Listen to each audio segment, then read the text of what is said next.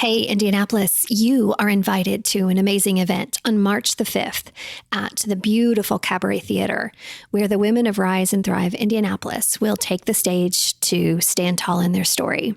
Go to www.wethrive.live/events and check it out. Can't wait to see you there. I'm not coming down. I never left it on the ground. I'm not coming down. Hey, this is Rebecca Fleetwood Hessian, and today Kerry Rossow is on the show. And y'all, she's hysterical.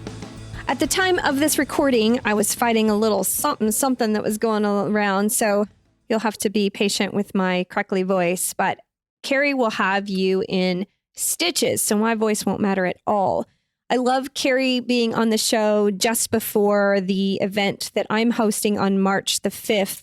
Stand Tall in Your Story, because Carrie has a very similar type of show that she does in Champaign, Illinois, which is the She Said Project, where she also brings great women together to tell their stories. And Carrie and I just have a rich discussion that goes across serious, hysterical, meaningful, and it's so indicative of the kind of conversations that we're going to be having on March 5th at the Stand Tall in Your Story event at the Cabaret Theater in Indianapolis. So I absolutely encourage you to go buy your ticket now.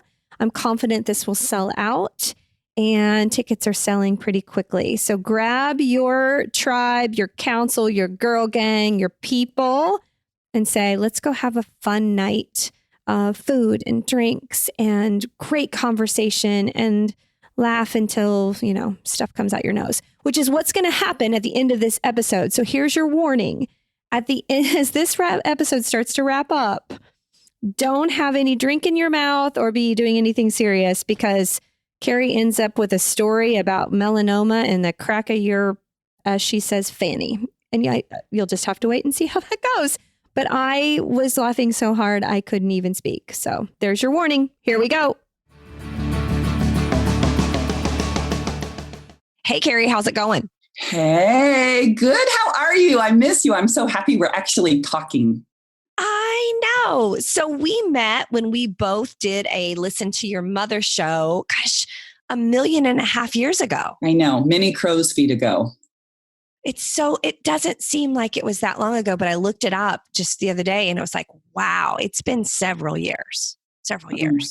Oh my gosh. That was so fun. And many seeds were planted in my mind doing that show. And I'm still connected with all of those women in some way, whether it's social media or otherwise. Like it was amazing. And I remember at that show, as we were introducing everybody, and you said, hey, I'm, wherever you are, hours from me. Mm-hmm. You're in Champaign, right? Yeah, Champaign, Illinois. Yeah. I thought, oh shit, she's not my neighbor. Like I wanted you to be my neighbor. I wanted you to be the one that I could just couple of glasses of wine in, stumble across the street and be like, hey girl, because I knew you'd be the one that just be like, come on in. Like I already loved poured your you glass immediately. Yes. It was that sort of great. I was so nervous because I was coming to do an Indiana show. I think I was the only person from out of town. And I had that middle school feeling in my gut of oh my gosh, I won't know anybody. What if they're not nice to me? And then of course, it was just fabulous. And an ensemble of women is my favorite thing on the planet. And so that was a pretty sweet gig. And then I got to meet you. Well, and I think the fact that you had that middle school girl feeling, and I've talked about that, literally called it the same thing on the podcast before, is just a good reminder that we all have it. And I actually have personified that little girl in my head. And I now call her the little bitch in my head because oftentimes she's just not helpful. And so we all have it. We all have that fear or that insecurity, and in pushing through it is how you get to the good stuff. Yep. I always say I am the most outgoing, shy person you will ever meet. because I sit in the car, whatever the function is. It can be a holiday party of people I love. And I'm sitting in the car like, you're strong enough, you're smart enough, and doggone it, people like you.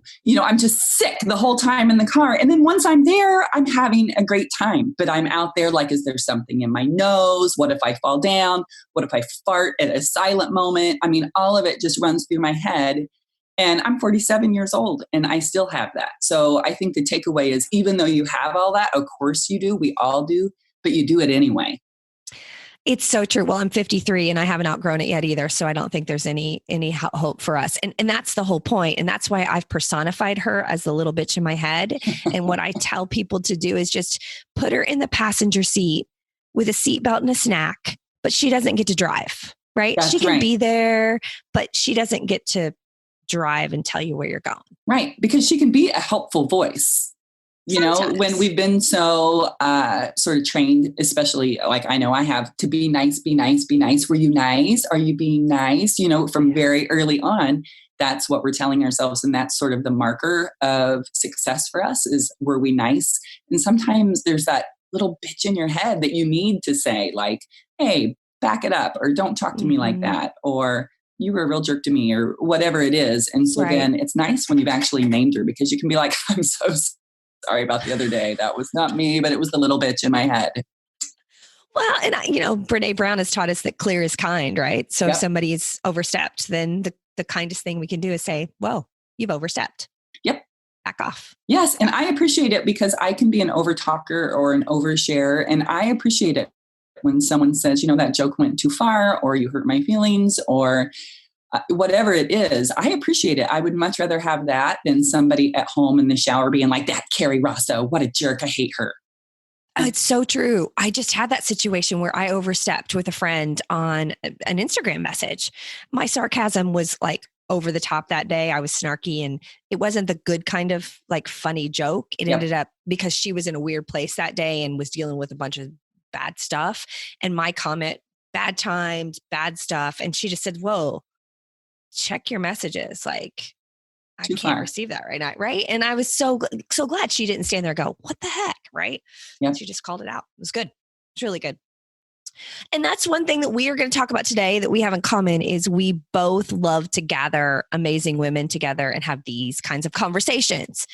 And we're both a little crazy enough to say yes to too many things, all the things. Yes. And because of that, come from a place of yes thing that we do, you've created this amazing project now called the She Said Project. Yep. And it's now called the She Said Project because it got too big and too encompassing for your original title of the first event, which was named That's What She Said. Yes. So it started out as a live show. So two of my friends, we had what we called the Moffice, because we invited people in our neighborhood. I realized, so my co-founder, we had both played high school and college sports. And so we'd gone through our whole lives having sort of a posse of women that have your back and that make you laugh, or, are there for you when you need a shoulder, whatever it is. And then you grow up, you get married. And if you decide to work from home or stay home and raise your kids, all of a sudden you don't have a water cooler or a huddle of women giving you butt slaps or high fives or whatever it is that you would get around the water cooler. And all these women in our neighborhood sort of in their own homes without that support system. So we started out of someone's spare bedroom, turned it into an office for all of those ladies in the neighborhood. And we called it the Moffice, the Mom Office. And in that Moffice, we were constantly saying, that's what she said, because we're all so immature. Somebody would say something and then somebody else. I'm so good at that game. That's why we're friends. Yes, yes. So it was sort of this concept, and none of us did the same thing. We were all in different fields, and we kept thinking, how can we work together? How can we find something to do where we're all working together? And the show was born. I had done the Listen to Your Mother shows, which is thankfully how I met you. And I loved it so much. I loved what Ann Emming had created. And I thought, man, I want more of that, more of that. And we were sitting over serving ourselves on the patio one night, and our girls were running around, and we were doing that old thing, like somebody oughta, somebody woulda, coulda, shoulda. And I thought, man, I don't want to be that person. I grew up and I just was sideline Steve my whole life, hoping somebody else would make some change. And because we're all somebody, we're all that somebody. And if we're all looking for someone on a white horse, we're in trouble. So watching our girls run around, this show was born. This idea, I brought what I had experienced from listening to your mother, and then everyone else had their skill sets. And we wanted to tell all the stories, the funny ones, the sad ones, all the everyday stories. And we didn't want any high ticket women, just everyday women. So that when the audience would get there, they would see their pastor or their checkout lady or their teacher or their neighbor, and that they would be all ages, because Lord only knows what I said when I was 20 is very different than what I say at 40, and hopefully very different than what I'll say at 80. So we tried to put just this mass diversity of women up there. And I always try, everybody's always like, I'm the one you don't like, right? Because I try to put women I like, and I try to every year have at least one woman, not that I don't like, but somebody that I viscerally disagree with, because we're becoming so separated, and you're with us or you're against us, and you're Republican, you're Democrat, you're this, you're that, you're straight, you're gay, you're black, you're white, all these things that get presented to us to separate us. And I fall victim to it. If I see something that puts someone in a box, I'm like, chocolate lover, I see. But then if I have somebody in the show, I know at the end of the show, I'm going to love them. So if it's somebody that's really different that I don't have a good gut reaction to, I put them in the show. It's like, oh, you're an asshole. You want to be in my show? Right away. I love that you invite everybody to the show, because what I like to say is the only thing we have in common is our imperfection. And so even though I may disagree sometimes violently with somebody's perspective on something, I know there's probably 50 other things that we have completely in common. Yep. And at the end of the day, I always tell my kids, like, don't be a jerk. Like, in my mind, it's sort of the mom cleaned up version of don't be a dick, even if you disagree, agree, whatever it is, just come from a place of kindness. And you can be firm and stand tall in whatever it is you believe. But man, you close the door on any conversation or any connection the second you start that hate game. Which connection is what it all ain't nobody got time for that. Well, and I think we've done a disservice. It was an unintentional consequence. I think that some of the what are referred to as affinity groups, whether it's a women's group or a ethnicity group, whatever it is, sometimes we've done ourselves a disservice in putting everybody of sameness together, thinking that we're supporting them, which I much prefer that whole just potpourri of all of the different thoughts and colors and kinds. And then let's be curious and learn about each other and try to leave the judgment at home. Like, bring a cooler, but leave your judgment and let's just have a conversation. Because I think the more we put sameness together, the more we validate for ourselves some things that aren't necessarily helpful or true. Like, I want somebody to break some of my walls down and have me see things differently. Right. There's huge power. One of the, a woman that I met on the blogosphere, Jen from People I Want to Punch in the Throat. And the title of her blog, it'll throw you. And she's a tough cookie. But we were in a hotel room one night, and it was a bunch of bloggers that are friends. And someone asked, why you guys, we're not getting rich. And why do we do this? And we still to this day tease her because, she has such a tough girl persona. And she started crying, and she said, it's for that Me Too moment. And it was so true. And it was before all of the hashtag Me Too stuff, because it wasn't just for the traumatic events in our lives. It is powerful when you're telling something and somebody is either falling out of their chair laughing because it's happened to them too, or it's something serious and somebody else is nodding along like, yep, I understand that. I've been there too. It's a powerful thing. But when we do the show, we always say we want it to be the old analogy of a window and a mirror. So we want you to see at least one speaker that reflects back to you that Me Too moment. But we also want it to be a window where you can see out and think, wow, I could not possibly disagree with that perspective more, but now I've heard it and I can respect that that's where she's coming from, because we're all better for it. Instead of hearing, I had a couple years ago, someone left at intermission and sent me a strongly worded email afterward. And Which means you're doing something right if people are disagreeing with she you. had keyboard courage and she was going to let me know. But I was sad for her that she got up and left during someone's piece because it was a perspective that she didn't agree with. And, was touted as a show that was all perspectives. But what she was hoping for was it was just her perspective. She didn't really want to see someone else's, which I've totally been there. I've done it. It's hard to hear. But it made me sad that she left before she could hear the other side, that she left before she could truly sit with it and think, wow, don't agree with that, but let's move along. Who's next? Everything, we have to be outraged about every single thing. And I think it's sometimes you have to hear a different perspective to then find it familiar somewhere else. It's kind of like you get a new car and you're so excited because you think this is the most cool, unique car that's ever been on the planet. And I'm the only one that's got it. And then you get on the interstate and you're like, shit, everybody's got this car in the same color. I think new perspective sometimes can be like that. At first, it can be like, ooh, that's different. But then all of a sudden, once you hear it one time, it starts to breed familiarity in other people's stories. And I think that's the important part of keeping that dialogue open. Well, and sadly, I think so much of our opinion about things, it's often everything comes down to it's all who you love. So if I've never had someone in my life who is gay, and then it's easy to have whatever that judgment is. And sadly, it takes having someone in your life before you go, wow, you know what? I know what that feels like now to love someone. I mean, it would be a beautiful thing if we didn't have to have that. If we just, I wasn't at Auschwitz, but I know it was terrible. But I don't know if it's just because we're human and we have faults, but finding our way to empathy seems to be becoming a longer and longer path for all of us. And isn't it interesting?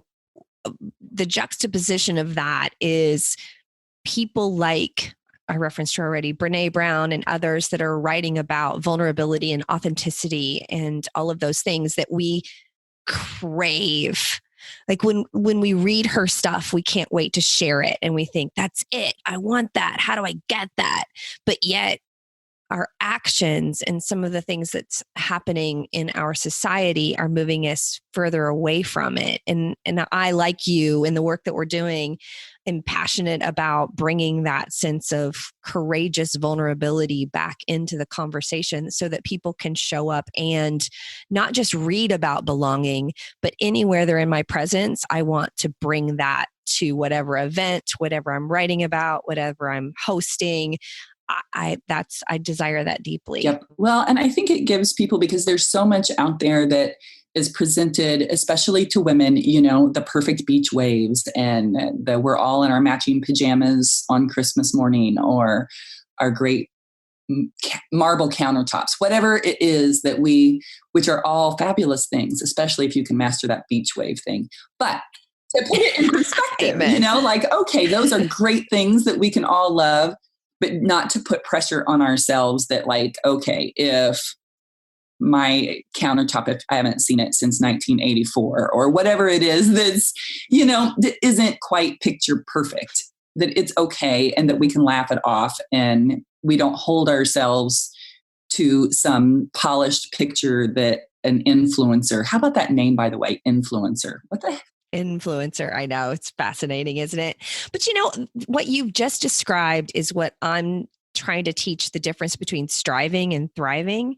So striving is when there's some external marker that we're going after, whether it's a goal or granite countertops, or I need the relationship that will wear the matching jammies, or whatever thing outside of us is going to be the thing that says, oh, I've made it. Yes. But yet the word striving comes from the word strife and means battle and conflict. And we use it as this marker of success when nothing could be further from the truth. Because once you've achieved whatever thing you've been striving for, it doesn't give you more than 8 seconds of satisfaction usually. And then all of a sudden you're like, okay, now what am I going to go after? Which thriving is different. Thriving is, I've got these unique gifts and talents, and I'm going to go out into the world and create conditions where I can use them anywhere I go. So it doesn't require me to be in a special relationship or the right countertops or the right job. It's just who I am and where I go. Well, and often it's sort of the be careful what you ask for. So we started the She Said project and we had shows and we were expanding to other towns and we had gone to Haiti several times. Everything that I could have written down that I hoped for the project and for me personally, everything that I sort of dreamed in my mind's eye that it could be, it was all happening. But the price was, it was happening. And it required a lot of tending and a lot of evenings. And my kids were all young teenagers at the time. And I was walking into a meeting and it was a very fancy meeting. And at the end of that meeting, I would or would not have a big sponsorship, which would have been the answer to many, many problems. And as I'm walking in, I get a call from one of my kiddos saying, so I arrived at this party and like some bad things are going on. I need you to come and get me. So I had to cancel the meeting, and the entire ride to get him, I was so mad. Like, what a little jerk. Did he not realize I was very important? I had a very special meeting. And I got there and I saw him standing on the curb and his face was red and he's taking those big awkward breaths. Like, did I do the right thing? And this is terrible. And I thought, oh man, I am really messing this gig up. I'm turned around. And he got in, and that night I had to say, like, I'm done. Everything I wanted is coming true, but I can't do it at the price of this. And so then the show, we went on sort of hiatus. I had to just sort of cancel everything and realize I needed to check myself and what was most important to me. And after a short hiatus, a woman who had been a director in the show said, okay, so you're not there right now. How about I carry this for you? And then when you're at a spot where you can do this and feel good about it, come on back. But right now, I'll carry this for you while I can. And it was the greatest thing ever because I thought I have to say goodbye to this beautiful thing. And everybody was telling you it's the year of yes. It's the year of yes. And I was like, oh crap, screw yes. And your internet connection is unstable. So I might creep out here in a second, but we'll hope it works. But it was like, oh crap, this is the worst position ever to be in, is all the things I wanted. And so then I had a year of no, and it was the greatest year of my life. I could focus, I'm sorry to sound so hokey, but I could focus on my family, on me. I could reevaluate what parts of the project were important for me to have my hands in, and what could I give to other women who were at a spot where they could pick it up and they could carry it. And I thought, wow, what a great life lesson. I've been talking about women supporting women nonstop, and I hadn't given it a chance. I was trying to do it all by myself. And now it's like a much bigger project because I was able to put my ego aside and say, okay, you can do this and you can do this. And they're all knocking it out of the park. And I'm sort of the old lady that gets wheeled out at the end of the show and like, no, let's all clap for our old founder now. And I'm like, what's my name again? But it's a beautiful thing if I just get out of the way and let things happen. You have just articulated perfectly everything that I'm trying to represent. It's that idea of thriving is about reflection and connection. It's you have unique gifts and talents, but you can't do it all. What you can do is combine those with the other people that support you well, because your gifts and talents only have value and relevance when someone receives them as a gift. And you were able to receive that as a gift. So that person that called you probably was nervous about calling you because this was your show, right? And the gift that you gave her was to say, I trust you. And yeah, let's do the damn thing. Yep. And the great thing is that the women on our team have the grace and courtesy to, when I'm constantly sending texts like, hey, did you remember about, hey, don't forget the theater needs blah, blah, blah. And none of them, to the knock on wood, have said like, hey, grandma, back it up, back that truck up. We got this. They put up with all my annoying texts and emails. And I told them, this is the way it is. This is what I do. I will run it, every idea, I will run it into the ground and think of every bad thing that could happen. And then you all smile and nod and go do what you think is best. But that's my job, to sort of rain on everybody's parade and think of the worst possible outcome, because then you can only go up from there. Well, and this is actually a good a well-formed, well-curated group. My friend Jason Barnaby wrote a book called Fire Starters, and he has what's called a tribal inventory, where you take a look at the people that are in your tribe, in your group, in your council, whatever you call them, your team. And you identify the kind of personalities you need and all the different types of personalities you need to make a really great group work. So he and I are those dreamers, like we've got all of these ideas. And then there's the devil's advocate that's going to come in and say, okay, but have you thought about this and this and this and this? And you need those people, but you need to know that's the role they're playing, right? And Right. so that's perfect that you all just know that about each other and you, and it works well. It is. It is. I think putting your team together is so important, that you have all of those bases covered, that everybody knows their role, and that you hold each other to it, because nobody needs a bunch of people saying, yeah, because that's me. I will come up with all the ideas and all the big ideas. But early on, we decided we had to have a fishbowl, because my husband said we were like the Three Stooges, because we would just roll around like a pile of puppies and like, hey, you want to do a show? Yeah. Hey, you want to go to Haiti? Yeah, let's do it. But somebody eventually has to say, did you all make a business plan? All of those. Do you have insurance? Because guaranteed one of you is going to say something to piss off a lot of people. It's coming. You better brace for it and prepare for it. So it's good to have all sides in the mix. So the fishbowl is all of the ideas that you're not working on right now. Right. So one of the things that we had early on put in the fishbowl was, that's what teens say, because I kept saying, man, teenagers, of course I said this before I had teenagers are awesome. And they're not getting a fair shake. It's like everything. I was a much better parent before I had children. But even now I have 4 teenagers, and I do feel like, man, it's hard. Thank God nobody had iPhones when we were teenagers. Preach. Oh, goodness. And I can't imagine what they're going through. And I can't connect, because I didn't have these experiences when I was 16. And plus, I was terrified of getting in trouble at age 16. So I was basically living in fear, being a hall monitor to others. Like, you're not supposed to do that. Your mom would not approve. But I was not that teenager. I was the one that you were probably trying to rat you out. Well, I did come full circle. Eventually, when I realized that there was nobody keeping a permanent record, I was like, wow, look at this. And then I wore out my welcome. But before that, I was a big chicken. But so that was something we had put in the fishbowl. And now we're on, I think, our 4th. That's what teens say. And we've turned it into a weekend. So a group of teenagers that don't know each other arrive on Friday night as strangers. And on Sunday, they brave the microphone and they leave as best buddies. And at the end of it, I love every single one of them over this sort of intense weekend. And it's like the show. We meet in my living room for the first time as strangers, and then it ends when we're in the show. And it's just this fast and furious, intense friendship. And by the end, I love every single one of them. And then I'll be driving down the street and I pass someone and I'm like, I love her. It's just the greatest. Anything that we can do to connect other people and with each other, man, it's a pretty good gig.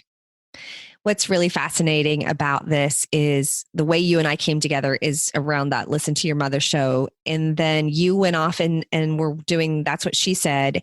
And I've recently created a company called WeThrive.live. And I have a 7-month experience that 7 women go through. And then it culminates into a big event called Stand Tall in Your Story, which the first one is on March the 5th. I think it's the 5th. I better put that in the show notes to make it right. And those 7 women will be the ones presenting their story to a theater full of women. And it's so fascinating to me that you and we started in this, like, we want to tell our stories. We're bloggers, we're writers, we're storytellers, and we go away and we don't see each other for years. And then, come back together. And all of a sudden I'm looking on social media one day and I'm like, oh my gosh, she's already doing what I'm building. And so I reached out and started watching some of the things you're doing. And same thing, people come to me all the time and say, okay, you got to do this for teens next. And I'm going to have to create my own fishbowl and some things because it's a lot. But I love that we can have these kinds of experiences that trigger us to do more, right? And it just takes a couple of, being overserved in the backyard on the porch watching your girls to start an idea. And I think that's the message I want people to leave this podcast and say, nobody knocked on the door and said, hey, Carrie, I want you to do this thing. Nobody knocked on the door and said, hey, Rebecca, I think you should build this thing. Like when something burns in your belly and you just decide that you need to do it, you do it. And you just have to accept right out of the gates. Just let's take the guesswork out. You are going to mess up. You are going to fail. There are going to be things that embarrass you and you think, oh Lord, please let there not be a record of that. But at the end of the day, you tried, that really was, the process is the most important thing. And just think of those 7 women. If those 7 women take it as permission to follow that, whatever it is, write their book, go back to school, start a show, whatever. A friend of mine always says the rising tide lifts all boats. And that's the gig, like for both of us, there was something burning our belly and Ann Emig sort of lit that fire and like, okay, this was a great thing to participate in hers, but what's my thing going to be?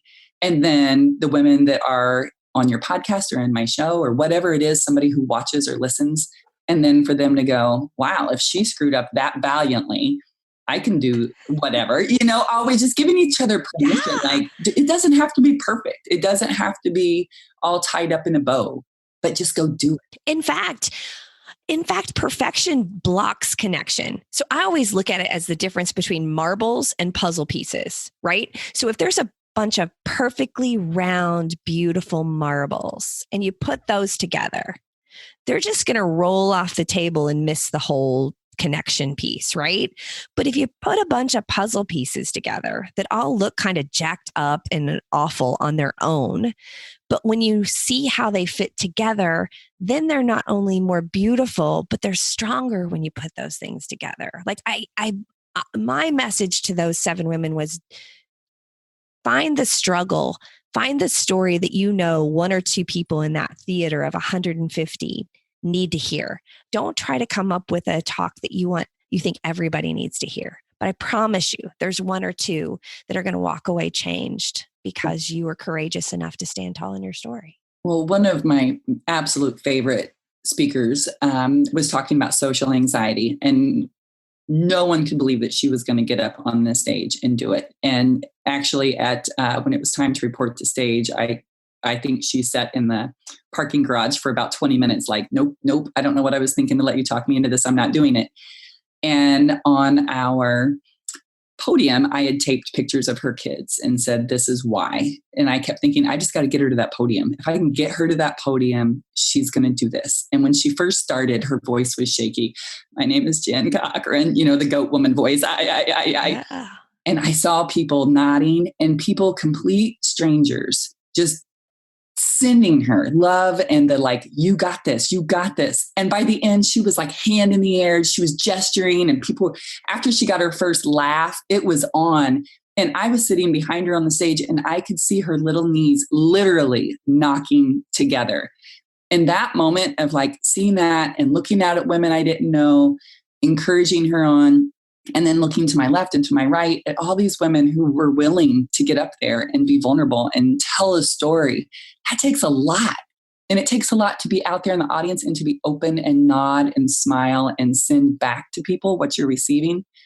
It's a pretty sweet gig if we can all just land there and be full of grace for ourselves and for other people and be the nodder. Don't be the person, when you look out and somebody's always looking over their bifocals and like, with pursed lips, like, good Lord, don't be that person. Be the nodder and the smiler. Be the nodder. That's a great tagline. Be the nodder. But that's true. I mean, I named my event Stand Tall in Your Story for that exact reason, that when we stand tall in our stories courageously, we give others permission to do the same. And I love that. We gotta figure out a show we can do together. How fun would that be? Let's do that. Let's do it. In the fishbowl. There it is. I was going to say, boom, in the fishbowl. It's in the fishbowl. So where can people find out more information about all the things that you're doing? The best one-stop shop is, the website is theshesaidproject.com, but we are most active on Facebook. If you follow the She Said Project on Facebook, you can get all of our daily inappropriate jokes or words of wisdom, or a lot of Brene Brown. I drank the Kool-Aid, I'm sorry to say, but there's a lot. I kept rolling my eyes like, what is this with? It's like she's the new Oprah. Like, you need other people to tell you to be nice. Seriously. And then I watched her and I was like, well, Brene says, my best friend Brene, she told me. And it's like, okay, I've gone way down the rabbit hole with Brene Brown. But so you can find all of those different things on there. Whatever crazy thing that we dream up, it'll be on the Facebook page. I took it a step further. One of my friends went and got certified to teach Dare to Lead. So I not only am like a sicko stalker of Brene Brown, I now host Dare to Lead classes all around the country. So I see you. I see whatever. you. Me and Brene. I see you. Yeah, it's all right. It's all right. It's all good. Well, I am so thrilled that we reconnected. And if there's a house that goes up for sale across the street and you want to move to my area, I'll let you know, because you're one of my favorites. I'm telling you, the mom office, do it. Okay. And that's a great takeaway for today's episode too. We've given so many things that you can just go do. It doesn't have to. In fact, it shouldn't be perfect. It should just be your thing. Go do it. Go do it. Yep. Even when you're scared, that's the do it anyway is sort of my driving force. Like, yep, you might pee your pants. Yep, you might vomit. Yep, you might sit in your car for 20 minutes before going in. All of that. Yep. But at the end of the day, the final answer is, but do it anyway. Okay, plot twist, because people were thinking, oh, they're wrapping up. They've given where can she connect with you? But okay, I'm going to go one more place right now, because this is part of what I'm writing about and trying to decide how this plays into the book that I'm working on. I think there are some fundamental things as parents that we have done a disservice to kids generally. And that's that we didn't tell them enough about everybody's afraid and everybody messes up and everybody falls down, because we were inspiring and you can do it, go get them, try harder, all the things. And one of the things you said before we started recording is your daughter even said, gosh, Mom, do you ever get embarrassed? And the fact that you're modeling for your daughter and your kids, all your kids, that it's okay just to be silly and just to mess up. And that's part of the gig.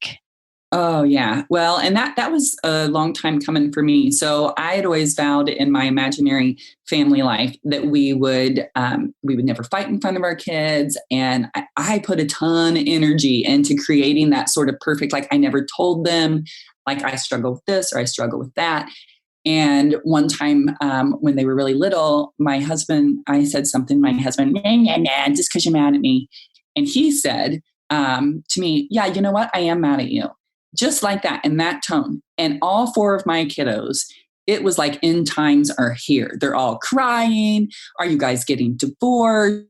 And my sister, who's a therapist, so I get, a family discount. She's like, I told you, it's what you're presenting to them is not real. They need to see that, yes, you fight, that yes, you say things, and this is how you appropriately work it out. Stop giving them this fantasy idea, because it's so unattainable. And you're not doing them a service by shielding them from anything ugly in life. So now I just, right out of the gates, we just fight just to send a message. We really don't. We don't. But I'm a lot more laid back after seeing how traumatic it was for them to actually see some real life of us disagreeing. And it's the same with, I'd sworn everybody from my past not to tell my kids any of the things that I had done. And then I realized, like, when they're going through the teenage years, it's hard for them to take what I say with any seriousness, because they don't know that I stood behind somebody's barn and, hotboxed a box of Marlboros or whatever it was, I totally did. But they, when I've spent my whole life being, like just telling them the rules and what the best thing is, I miss out, they miss out, and it just isn't real. Absolutely. And then you couple that with what they get on social media. We talked about earlier about the matching jammies and all the influencer messages. And if we aren't real in our own families, then we've not created any place where they can look to where they feel like they fit, because everybody's screwed up and imperfect and struggling. And they've got to have some place where they go, oh, it's okay to be that. Yeah. And if you can create that at home, Yep. That's what they need. Well, and to just be, I tell my kids all the time, like there'll be 10 people that you'll meet that will say, Kerry Rossow is the nicest. She's the greatest. I love her. And you'll also find 10 people that say she is the biggest bitch you will ever meet. And that's good. That just means like, whatever. You want to be kind and fair and decent in the world, but you're not going to be everybody's cup of tea. And that's all right. You just move along. Yeah. And I think you and I both do a good job of using humor to kind of disarm and back things down a little bit. You know, I went through our family went through a divorce about 4 years ago. And no matter how you slice it, divorce is the worst thing ever. Like it sucks bad. And there was just, trying to open up the lines of communication. And there was just a few times we'd be in the, rare times around the counter where teenagers are so busy. And I'd be like, hey, how's everybody doing? And they just look at me like, oh, dear God, please don't go into this like therapy moment, right? And I'd say, okay, checklist. Anybody go to juvie this week? And they'd all shake their head no. Anybody pregnant or get anybody else pregnant this week? And they'd shake their head no. And I'm like, good, we're killing it in this post-divorce thing. Nailed it. Like just try to laugh and just open up some communication that just says, man, this sucks. Well, sometimes the hardest things, if you can laugh first, then, so one of my co-founders and I, a good friend of ours had she had melanoma in the crack of her fanny. So, I mean, I'm sorry, melanoma, not funny, but in the crack of your fanny, I'm sorry, but that's funny. And so we made a rap video for her called Melanoma. And I'm telling you, it was the greatest thing ever. We had organizations that were fighting melanoma. And can we play your video about the melanoma in the crack of her ass? Yes, sir, you may. You certainly may. Because it disarms you. Like while you're in the trauma of, I have melanoma in the crack of my ass. But then your friends are singing a song called the old song Diarrhea, to that tune. Then like, you can't do that and be too serious. You have to know that women have your back or crack, whatever, if they're making up a rap video for your fanny. Amen. Oh my gosh. I am literally dying over here. One of the things that they tell you in podcasting is don't laugh at the same time or talk at the same time that your guest is talking, because that's really hard to edit. And the fact that I'm trying not to just bust a gut right now is killing me. That's hysterical. But that's the stuff. Like that's how we get through. Life is fun. Melanoma in the crack of our ass. Oh my gosh. Okay. Now we do have to wrap it up, because where do you go after that? That's it. Mic drop. You're the best. Thank you for having me. This has been so fun, you fancy podcaster. I know I am. And we will do this again. Yes. At some random time that we just both decide, because the fishbowl said we should do it again. Yep. Just before our joint show. And I don't mean joint as in weed. Our joint show. That's a whole different audience. Or maybe it's the same one. I don't know. I don't drug test my audience. Do you? No. We have to go now. And I'm not coming down. Did I not warn you? Oh my gosh. I do wish she was my neighbor. Of course, maybe not. My business would be in the tank because I'd be over there hanging out at her kitchen counter all the time. I love, love, love this woman. Please go check out all the links of the things that Carrie and her Moffis group are doing, and follow along with their journey, because it's a good one. Thanks for being here. And don't forget to register. Stand Tall in Your Story, March the 5th, the Cabaret Theater in Indianapolis. Make it a great day. I'm not coming down. I never liked it on the ground. I'm not coming down.